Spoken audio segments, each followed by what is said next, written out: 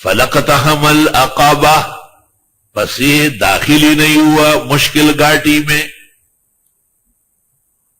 وما ادراک ما العقبہ، آپ کو کیا پتا ہے عقبہ کیا ہے؟ فک رقبہ، آزاد کرنا ہے غلام کا، لوگوں کے بندنوں سے آزاد کرنا ہے. اللہ، آزادی اور حریت وہ اسلام میں ہے.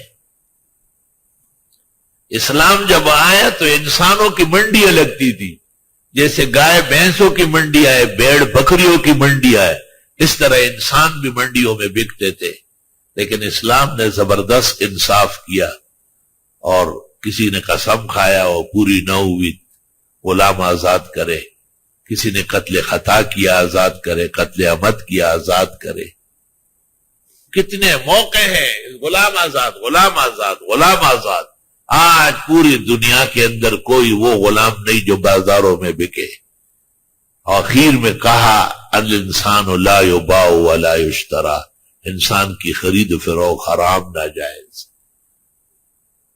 فک رقبہ. عمر فاروق اعظم نے ایک مہر بنائی عوام کو لگانے کے لیے، اس پہ لکھا ہوتا تھا کفا بالموت واعظہ، نصیحت کے لیے موت کافی. اور ایک مہر حضرت نے بنائی اور اس پر لکھا ہوا تھا متستعبدتم الناس، کب تک لوگوں کو غلام بنائے رکھو گے؟